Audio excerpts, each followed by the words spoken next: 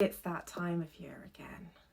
It's time to look back on what has been quite an eventful second year of uni.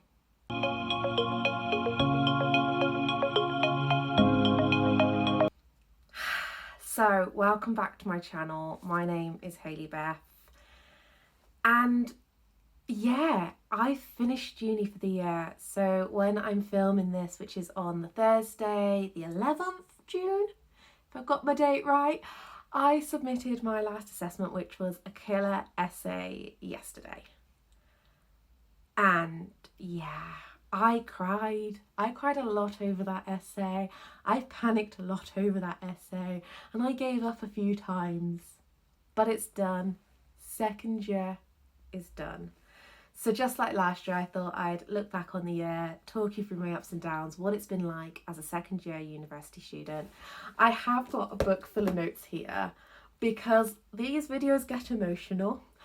I get emotional and I want to be able to keep on track, and this is also where I plan all my content anyway. I got my checklist and stuff, so I just listed down everything I want to talk about. There's probably going to be a few more things that I do end up talking about, but you know, that's how it is. So yeah, I just thought if I am looking down, it's because I'm like, what the hell's my next point? I'm blubbering too much. So first of all, I thought I'd start off. If you are new here and you haven't watched my videos before, you probably don't know what I study or where I'm studying or anything like that. So I thought I'd give a quick rundown as to what it is that I study. So I am, as I've said, just finished my second year. I study journalism at the University of Gloucestershire, based over in Cheltenham. I am from Gloucester originally, so it wasn't exactly that far to move. I'm not one of your traditional uni students that runs away. I tried, I just got to Cheltenham instead.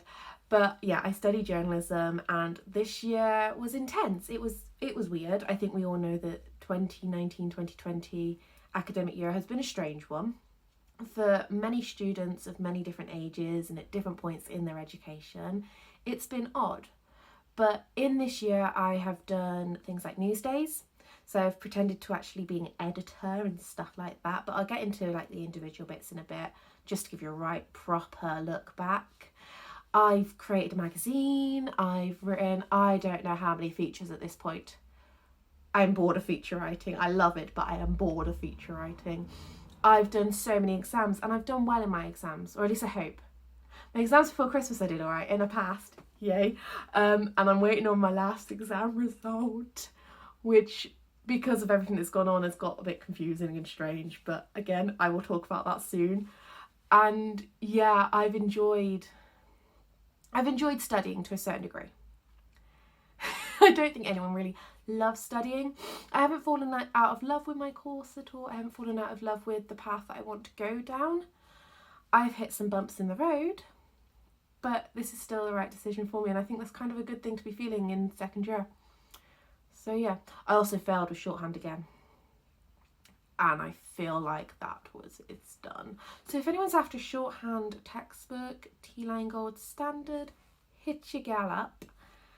I have one for you. Even comes with the CD-ROM thing, which if you're a bit old school like me, CD-ROM. But so let's start at the beginning. It hasn't all been learning this year. As many of you will know if you read my blogs or you've watched my videos for several years or whatever now, I suffer with pretty bad mental health. And I started first semester in counselling. I didn't choose to go through the route of getting counselling via the uni through the help centre, because when I'd been through them before, as I probably explained in last year's video, I didn't get a whole lot of support, and I kind of gave up on my own mental health, which caused me to have like complete breakdowns in the summer. And I went to a local charity who I actually worked with over the summer doing NCS, which is a youth programme, and it was challenging, but it's so fantastic to be part of something like that. And they were able to offer me counselling with a counsellor and also mental health support with a mental health support worker. I was in counselling for the entirety of the first semester pretty much. Every Wednesday morning and a Monday afternoon I'd get on that bus to Gloucester, And I worked through a lot of things. I wouldn't be where I am today being able to film this video if it wasn't for that counselling. I think if I hadn't been able to go to counselling and get the support I needed, university would not have been a thing for me this year. And I think that is something to really be grateful for, and really happy and proud about myself that I managed to get through all these challenges. The only reason why counselling didn't continue for a little bit longer was because university got in the way, but me and my counsellor and my mental health worker all agreed that I'd got to a point which was quite monumentous in quite a short amount of time. I am someone who can identify when things are going wrong. I know what goes wrong in my life and I know how to fix it. I just need that kick up the butt and reassurance, basically. God, the tears are starting. But yeah, first semester was clouded with a lot of need for help and a lot of support. And I was really, really lucky that I have a great group of friends who, after every counselling session or after every mental health session, would want to know how it went and how I'm doing and like what we talked about. Not like the ins and outs, but you know, how do you feel after it went? What's new? What's the newest development? Especially with my mental health work, like meetings with my social worker Lauren, because it was very much practical stuff. Like I got on the wall over here my mind map things of thought processes, and they still help me every day, even if shorthand isn't relevant. But it helped me when it came to my exams and when it came to my essay, the whole thought process of academic learning. And they do help. I'm very sad to take them down. I don't think they'll make it to my new house, but they have helped so much. I can't even. And I was so proud of where I'd come. I was so much more confident. I'd stopped having panic attacks and the intrusive thoughts were less. They were still there. They'll always still be there, but they were less and I could turn them off, if that makes sense. Like I could say, no, actually, shut up, get out my head. I want to watch this movie or I want to go to sleep. But yeah, so first semester was very much clouded by that. I feel like that meant I didn't pay attention so much in class because I was so focused on mending myself, fixing myself and getting myself to a point where I could be proud of who I was and what I was doing. So yeah, it is what it is, but it helped. And I got to a point where even people were saying, like even halfway through the semester, is you're like a new person, you have such a positive bubbly outlook on things, and that was really, really good. So my first semester, that was what that was. I then struggled with my work-study balance. It's something I always struggle with because I have such loyalty for the places that I work, especially now because I work in an independent business and I just love working there. It's my absolute dream. It's my dream retail job. It's not my dream job, but it's my dream retail job. And over Christmas and in the run up to Christmas, I work in a gift shop. Can you imagine how busy that place is? We were getting 5 or 6 orders a day just of our stock, let alone the amount of stock that was coming off of the shelves. So I would be in work most days. It would sometimes be a case of I finish a lecture, I'm in work the next hour, and that means a bus ride from Cheltenham to Gloucester. And because I loved my job so much and because I love my manager so much, I do love you, Sandra, I agreed to those hours and it took it out of me. It meant that I wasn't able to focus a whole lot because I was like, shit, got to run off to work, or right, quick sandwich on the bus. But it worked out. I now know when to say no and actually no, that might not be viable, but I can do this instead. So this next Christmas, hopefully we can figure that out. But it did mean I had less time to socialise.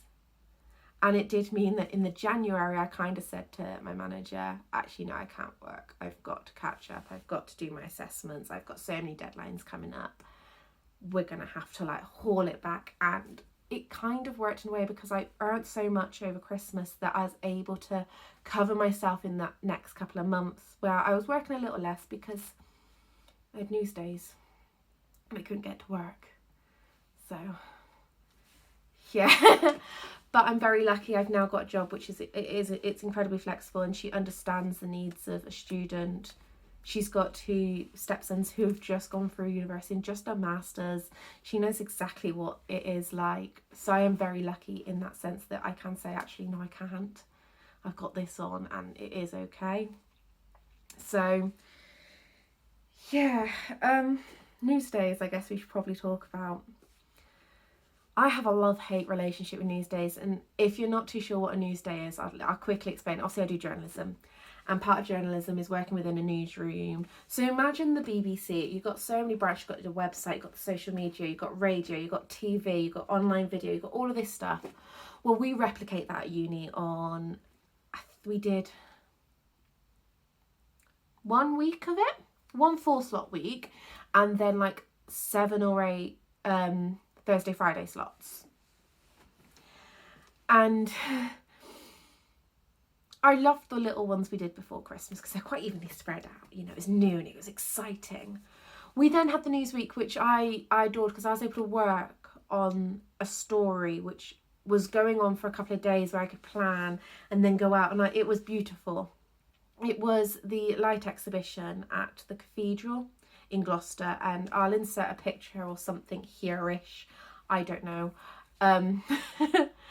that will show you how beautiful it is. And I still can't believe I got the opportunity to film that, and it was just beautiful, just being able to wander through these lights with this little Mojo kit, which is like just an iPhone SE basically, and just be like taking all these Instagrammable videos for journalism, and it was beautiful. Yeah, I really enjoyed doing that. And I also got the opportunity to work as the editor on the Friday, which I was absolutely bricking it, as you can imagine. And it was a stressful day, but it was so fun and so fulfilling being able to work as editor on the day where we created a TV bulletin. So I feel like it was such a fulfilling day. We got so much content out. It may not have been the best content, but everyone was working so hard, and I felt so inspired by it. We then got to the individual news days, which were like Thursday, Friday slots, and I hated it. Every single week. And it basically rained every single week as well, which made going out and getting stories that much more awful. Yeah, there's no other way of putting it. It was horrible. It was. And I don't know, it didn't help that I'd also sprained my ankle. I was having issues with my knees, so getting about was difficult anyway, so I felt almost like I was trapped in this newsroom. And I hated it. There is no other way of putting it. I did freaking hate it. I fell out of love with journalism in those, and it was really apparent because I would just sit in the corner really quiet, keeping myself to myself, wasn't really talking to anyone. I wouldn't even sit next to my own friends. And I was just in such a bad place with them. I dreaded them. I wouldn't be able to sleep the nights before, and then when I did get to sleep, I'd then be waking up about 5 o'clock in the morning and getting into the newsroom about half an hour early because I was just so anxious, and I knew if I didn't get that, I wouldn't get that. I just wouldn't have gone. And it was awful. I hated them. I'm really sorry, Paul and Erica. I hated them, and I think you know that. You know I struggled so much. And hopefully that changes next year. Hopefully I have a better outlook on it, and I see things in a much more positive light. I'm hoping they've taken on our feedback of it was just too much all at once. In a way, we are lucky that we did it all at once because it meant that we didn't have to do any remote news days. And because of the way that the world has changed this year, that became a reality for some of my friends on the sports journalism course, and obviously people in 3rd year who had to do their last ever news day from home over video conferencing. And I think I would have hated that even more. I'd have just hidden in bed all day, not done much. But I'm so glad that didn't happen. So, and I guess if we're going to start talking about how things changed, I never got to go abroad this year. And I know in the grand scheme of things that doesn't seem that big, but I got my first ever passport. This was going to be my first trip that I'd paid for. I could not wait. I'm lucky that this year, at the start of this academic year, I found my people. I found a really, really fantastic group of people who I love unconditionally. They are some of the most beautiful people I've ever come across. They are the funniest people I've ever come across. And I get to live with them next year. Don't get me wrong, they have their flaws. And they know those flaws. But we were all going to share a room, and it was going to be like our own little holiday this year. And we were going to go to Milan. It was our university trip this year. It's a bloody expensive trip compared to what we could have had. But sports journals, you like your football stadiums. And it got cancelled. It got cancelled a week before we were meant to go. So I'd got my euros sorted. So I did lose money. I lost about 20 quid's worth of money for spending when I did like my exchange and stuff. And I'd spent so much on my passport. I had to go to Birmingham for interviews. I had to get my photos done a few times. And because I had it was the first one and I wanted it to be like, get it done properly, I had to do it on paper rather than online because I wanted it to be checked by the post office, which then cost a little bit more as well. It like several trips into uni to get my photos signed because I had to get them done a couple of times. And it was a bit of a palaver, but it got done and I got it all sorted. And then my trip was cancelled.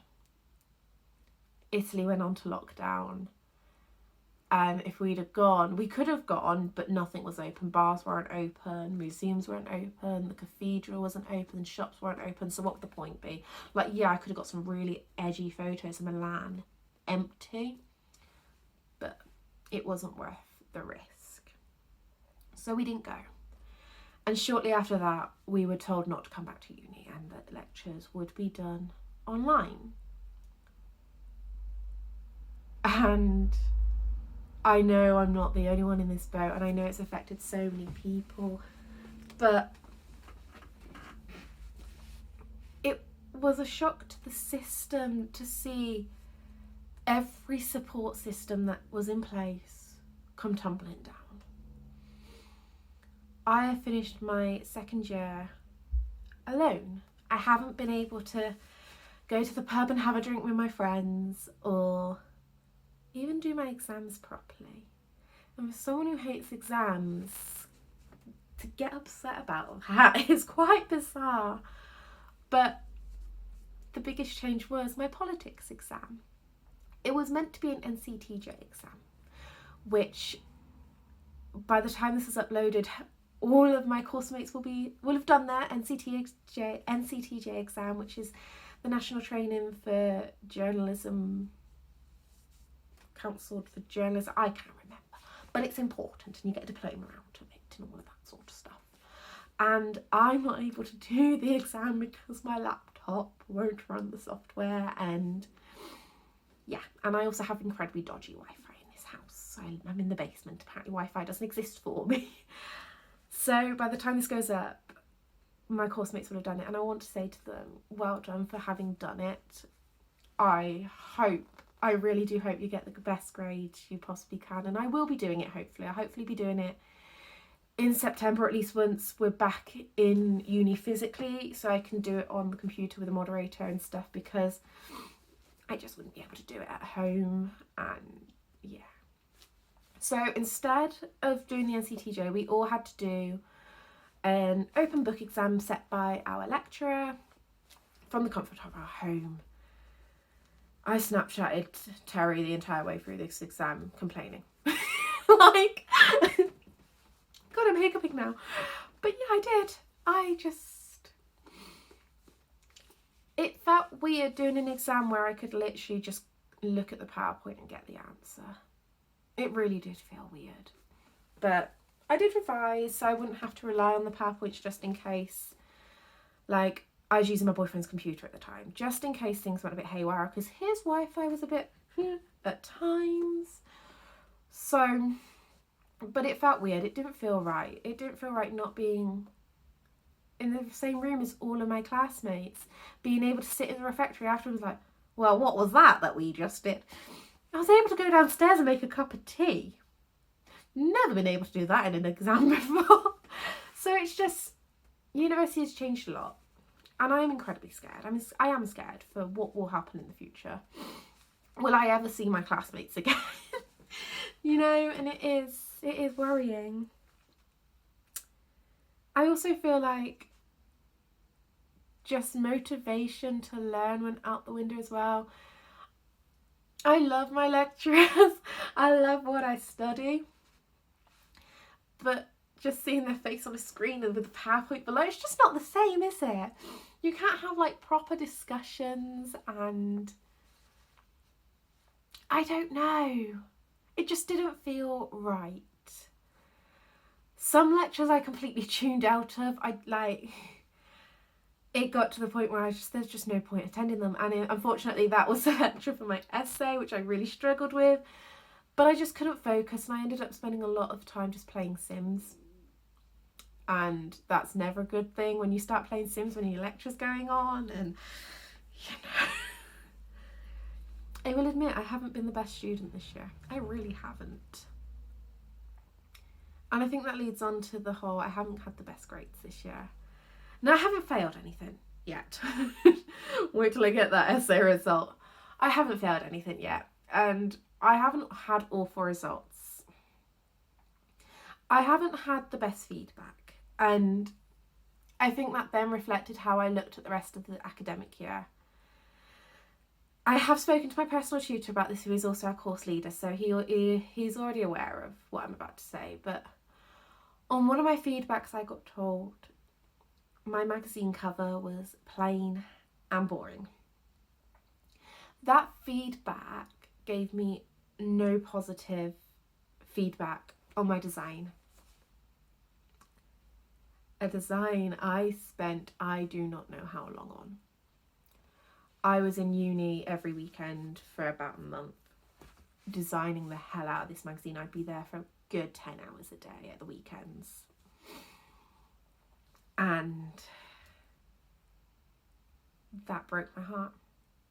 I really enjoyed creating a magazine that meant so much to me. I did it about Wiccan and witchcraft, and I interviewed the beautiful and amazing Molly Quirk, who was so positive and lovely, and so actually quite excited to be part of my magazine. It was only a sample magazine, but it meant so much to me. And I was so disappointed to just get negative feedback on it. Not even anything to say, actually, like, I really like the way you laid out this page or something. There was just nothing. Nothing about the colour palette I used. It was just, yeah. And when I was designing this magazine, I thought, oh my God, this is something I could do. This could be part of my job one day. And now I'm like, no, I'm obviously not good at it. I'm obviously fucking shit at it. And that really, really knocked me. It then didn't help when feedback on a features assessment, I wrote about domestic abuse. I have been in an abusive relationship. My first relationship was of that nature. And I wrote about that. And in the feedback was where it would have been nice to know where your abuser is now. When I saw that, I broke down. To me, that was one of the most insensitive things I could ever read. As a victim of domestic abuse, you do everything in your power to avoid that person and hope you never bump into that person again. So why would I want to know where he is? If I knew where he is, I would be walking on eggshells. It does just so happen I know where he is and I know what he does for a living because I accidentally bumped into him at one point. But as a victim, why would you why? And it got to me that it just felt very insensitive. I'd written about something that was very, very... I wouldn't say it was hard for me to write anymore. What was hard for me to write was remembering the hurt that was caused. But to then see that in my feedback that I should have given like a life update on him, it didn't feel right. It really did not feel right. And it hurt me. It hurt me a lot.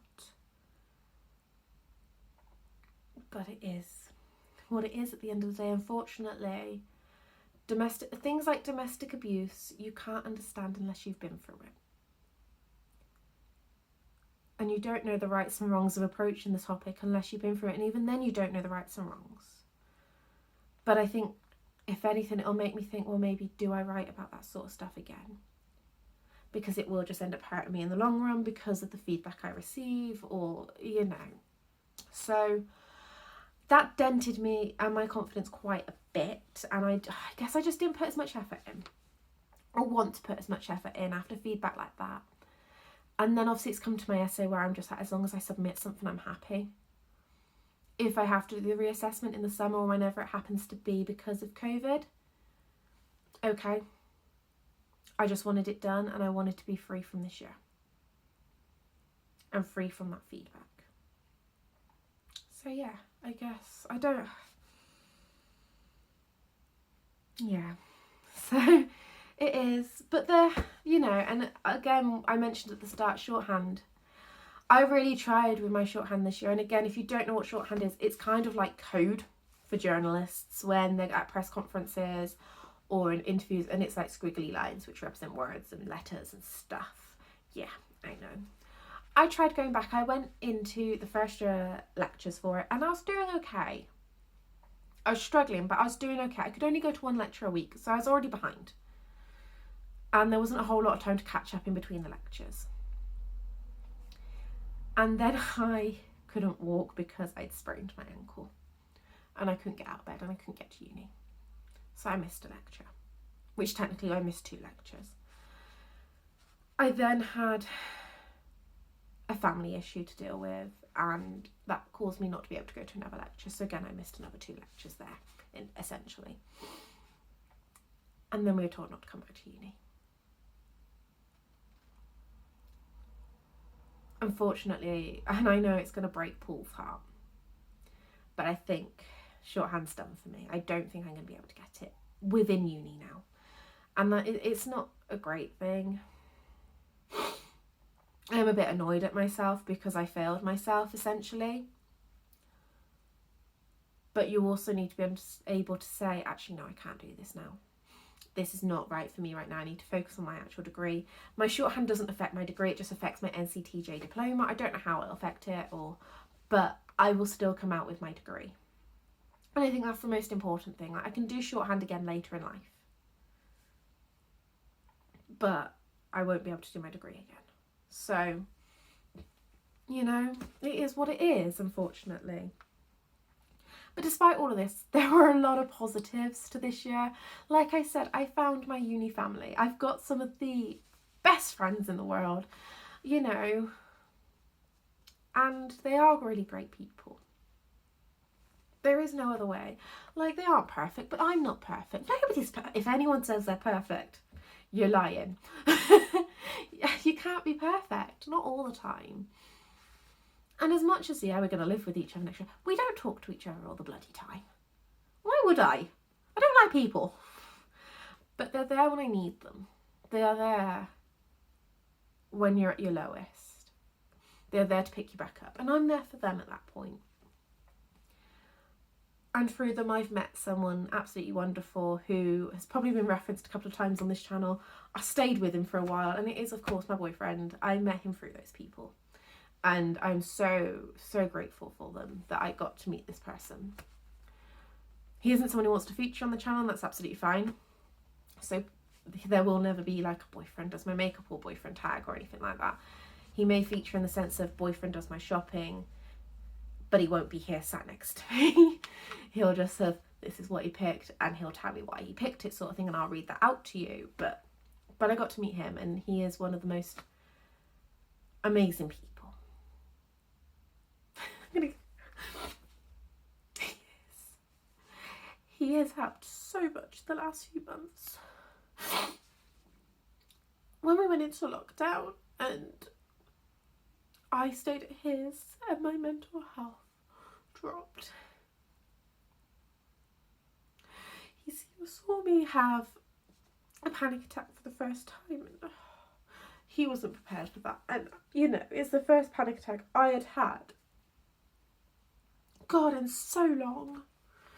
So I wasn't prepared for that either. But it's the little things, like if I was having a bad day and he happened to be in the food shopping, he'd come home with fluffy socks that look like bunny rabbits. You know?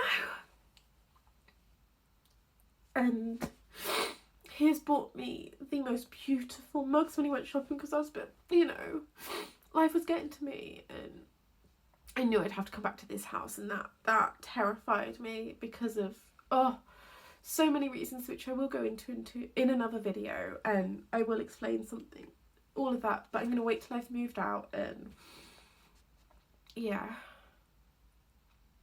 you know, like this week he brought me, he brought me donuts and red velvet cupcakes. Not just any donuts, custard donuts, because I was struggling with my essay and needed to pick me up. He has the kindest, most warm heart ever. And I cry, not because I'm sad, but I am because he's not here with me at the moment. We're in separate houses and it is really hard to see each other. We try so hard with the social distancing and it is so difficult. And it's been even harder this week because he's back on his night shifts, which means we don't really get to video call or anything, because he starts work about 4:20, finishes at 1 o'clock in the morning. In the mornings, I'm usually busy doing work of some sort, and it's just, you know. So it's been difficult. But, you know, we're going to get through it. And, yeah. But through my friends, I got to meet him. And he has made this year a whole lot brighter. You know, he doesn't understand uni and the stress it causes me to a certain degree, but he is there to support me throughout it all. And I couldn't ask for a better human in my life. He's my bean, you know. God, I didn't want to cry. So I'm so happy he's part of my life now. And I met him because of the people I met at uni. So thank you, Hannah. Thank you for letting him into my life, you know. But yeah, that's probably been the biggest positive from the year.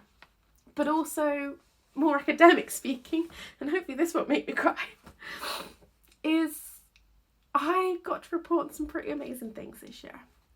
Like I said, I reported on the cathedral and the light up of the lights, which almost my fairy lights are slightly reminiscent of it, but it was for Gareth, which is a Gloucestershire charity that helps support refugees getting into life in this country and helping them with their applications, getting them jobs and just educational support. You know, they may have brilliant qualifications in the country that they came from, but they mean nothing over here, and helping them. And it was a beautiful light show with an audio thing and told the story of these refugees, and it broke my heart when I was walking around with my camera. I was like, oh my God, you know, you don't realise these people go through this. You don't think, because you don't have to. And it was so eye-opening. And I look at the world in a different light now. I really do. And it was such a beautiful thing. Being able to talk to the artist and the managing director, Gareth, who was so lovely. And we just had a really good chin wag, to be honest. And seeing the passion that went into it was so beautiful. And it made me doing that story and that filming so much easier, because they loved what they did.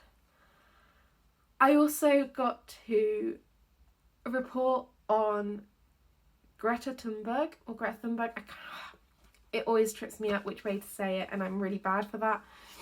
When she came to Bristol for the Youth Climate Strike rally, and I was sat in a cafe, live blogging, the adrenaline going, doing all the social media at the same time, and it was such a fantastic thing to be a part of.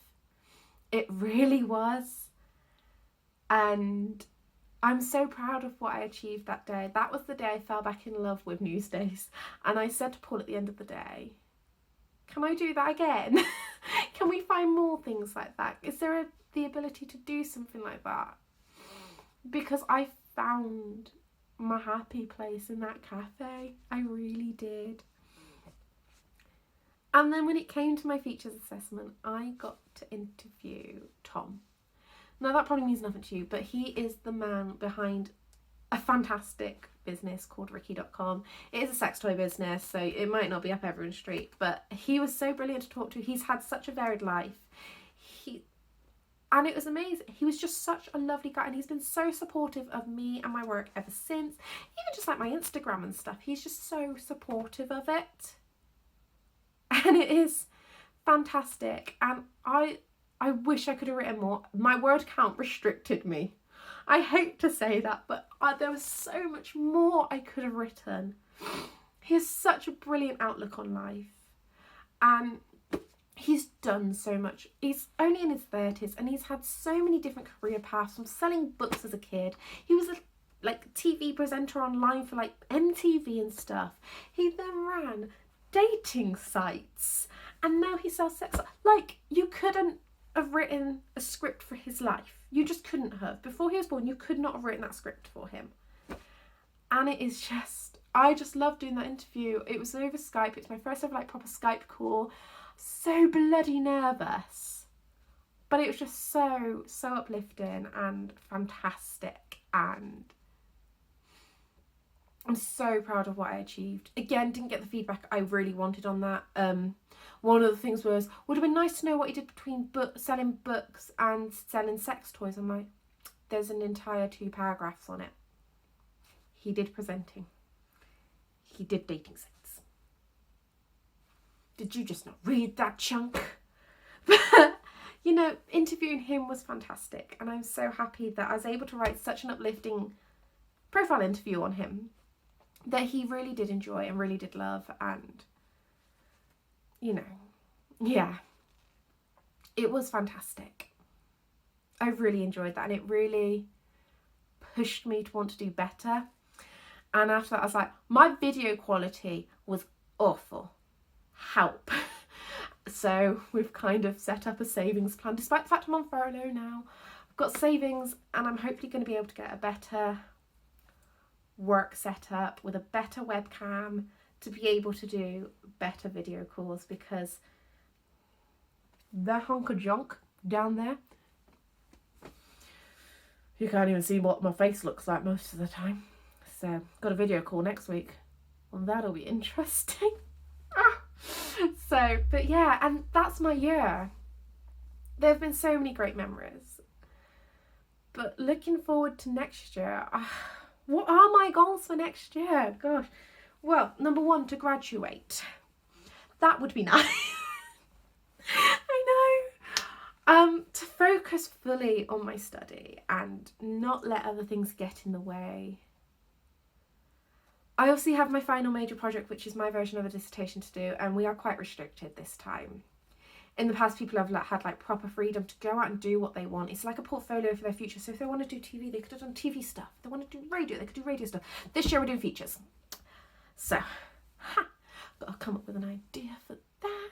So summer. Lol. September, an idea? No. But it would be great to do something fantastic and really push myself and do something slightly groundbreaking. And it won't be that groundbreaking, I know, and it won't push myself all that much, but hey ho. I don't want to write about mental health. I think that's a massive thing. It's something that my course leader and personal tutor have been pushing me on. I need to step away from it. It's something I write about so fluidly and easily, and it doesn't take much. Sorry, I got really itchy nose. Hay fever's a thing. I need to step away from that. I want to push myself a little bit. I am going to be doing I think I've chosen, I haven't really chosen yet, but I'm going to be doing more of a data journalism-y type module, which is campaign and investigative journalism, which is really pushing me. And I'm hoping I can do something fantastic with that and really push myself with that. But it's just to finish uni and hopefully get work experience. I don't know how that's going to go. I'm a little bit worried about that. but we will see. We will see how that goes. And yeah, I just want to be positive. I want things to continue how they've kind of went this year without the negative shit. But yeah, I don't know if there's anything else much left to say. It's been a year. It really has been a year, and to celebrate what a year it's been, I've decided, hopefully this works, hopefully my laptop allows me to do this, but I'm going to add a little bit of a photo montage at the end of this video, just celebrating everything that we did, celebrating the memories, all the people in my life, the things I've achieved, and yeah, hopefully it might bring a tear to some people's eyes. It will definitely bring a tear to my eye when I watch it and my laptop's like because that's what my editing does. It goes freezes. You hear audio. You don't see visual. Catches back up. It is what it is. But yeah, I think that's everything. I don't think there's much else to say. It's been a year. I'm incredibly nervous to see what September holds. I don't think we'll be back in uni. If we are, it's gonna be by a miracle. It's going to be weird, and as much as I feel so bad for those who graduated this year or finished their course this year, I feel like my year group and the year group below me are going to have it worse because we're stepping back into something that we don't know. It is continuing, and we're not getting the same level of education, especially not on a vocational practical course like mine, where I'm not going to come out with some of the same skills because I'm not able to go into the studios, and it's worrying, but I'm trying not to think negatively. It's difficult, but yeah. So thank you for watching this video. It's going to be a long one. It's a lot of talking and a lot of me crying. Gosh, Hayley. But thank you if you've made it all the way to the end. I don't want to apologise for it being so long because I'm not sorry, to be honest. I talked a lot, didn't I? But thank you if you made it to the end. If you want to find me elsewhere, all my links will be down below. And just a massive thank you for everyone who supported me this year, I guess. Yeah, so thank you for watching. Please make sure you've subscribed and all of that stuff. Give it a good old thumbs up. Comment down below how your second year has been, if you're in uni, how your uni year has been at all. Have you just finished your A-levels and don't know what's going on? Comment down below and we'll have a little chit chat. I'm always here for a chat, you know? So yeah, thank you very much. Thank you for watching, and I hope you enjoy this montage of photos from the year. Thank you.